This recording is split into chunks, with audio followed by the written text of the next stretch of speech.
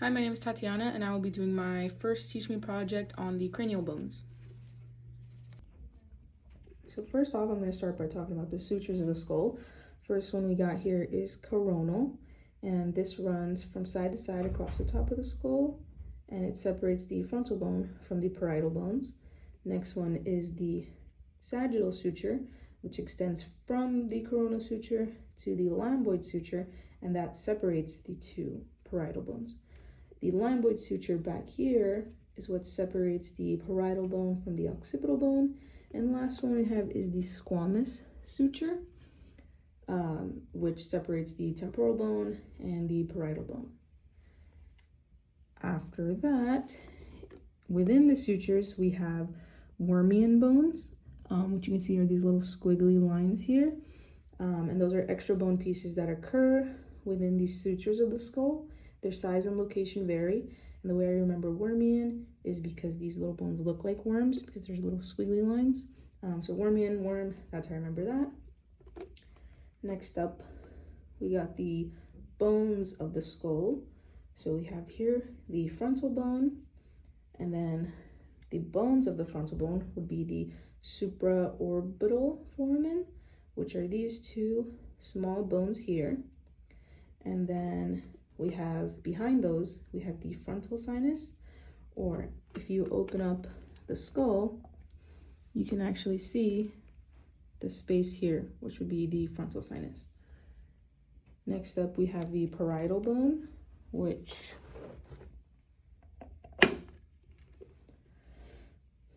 would be this bone here on both sides. And then back here, we have the occipital bone. And if you open up the skull, you can see the bones of the occipital bone, which first, here, we have the foramen magnum. And to me, magnum kind of sounds like, or I associate the word magnum with being big. So that's how I remember, big hole, foramen magnum. And then there, you can see the occipital condyles, which would be here. And then if you look a little bit closer, you can see the hypoglossal canals, which is here, which is where the hypoglossal nerves run through. And then on the side of the skull, you can see the temporal bone, which would be this bone here. And then within the temporal bone, you can see this right here is the external auditory meatus or external acoustic meatus. And then back here, you can see the mastoid process. And then within this space here would be the mastoid air cells. This tiny little bone here, you can see the styloid process. And if you look at the skull this way, this bone here is the zygomatic process. Now, the way I remember zygomatic process is because this kind of looks like the bottom of a Z, if you think, or if you look at it. So that's how I remember zygomatic process. And then again, if you look within the skull, next here, we got the carotid canal, which would be this here. And then looking inside of the skull, right in this area here, this would be the petrous portion. And then this here would be the squamous portion, which would be right behind the zygomatic process. If you look inside the skull again, you can see the internal auditory meatus, or internal acoustic meatus. And then if you look in this portion here, we have the jugular foramen, which is going to be right near the foramen magnum.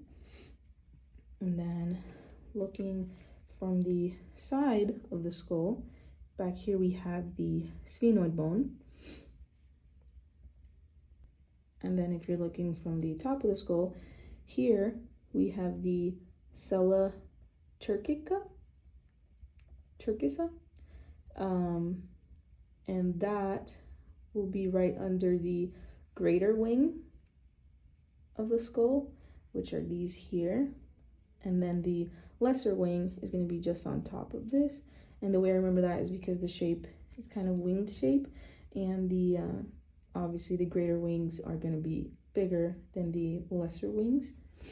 Now flipping the skull upside down, you can see the pterygoid process, which is going to be just in here on each side, and right above that is going to be the optic canal, just here.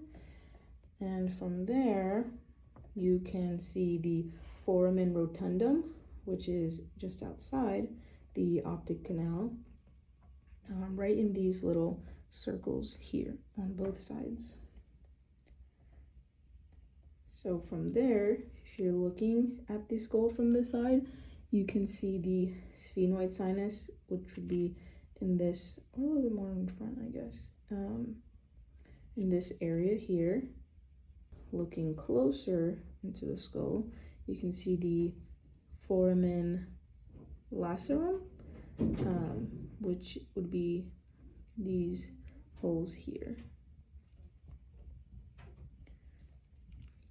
And then looking into the skull, you'll be able to see the superior orbital fissures, which are these holes here.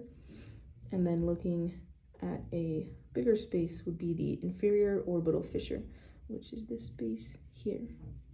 If you look on the side, kind of at an angle of the skull, you'll be able to see the ethmoid bone, which is right in here. And then from there, looking on the inside of the skull, you'll be able to see the cribriform plate, which is this right here, which is just under the crista galli, which is this little thing here inside. Looking at the front of the skull, again, just in here, it's going to be the perpendicular plate, which is here, and the way I remember that is, it runs perpendicular into the nose. Looking on the side of the skull again, in this area, it would be the ethmoid air cells or the ethmoid sinus. Last bone I'm going to talk about is the middle nasal concha, which is going to be here, just to the side of the perpendicular plate of the nose. And then going into a little bit more of the facial bones, here, the ethmoid bone, on the inside of the ethmoid bone, and then just on the outside or closer to the nose bridge would be the lacrimal bone. And then in here, this bone back here would be the sphenoid bone. And then this entire bone here is going to be the maxilla. And this bone here is going to be the zygomatic bone of the maxilla. Coming down here would be the zygomatic process of the maxilla. And this would be the zygomatic process of the temporal bone. And if you come down here, this is going to be the temporal process of the zygomatic bone. Down here, under the perpendicular plate, is going to be the vomer bone. Looking underneath the mouth of the skull, you're going to be able to see the palatin process of the maxilla, which would be here, right underneath the teeth. And then here would be the palatin bone. This here, looking to the side, is going to be the ramus of the mandible.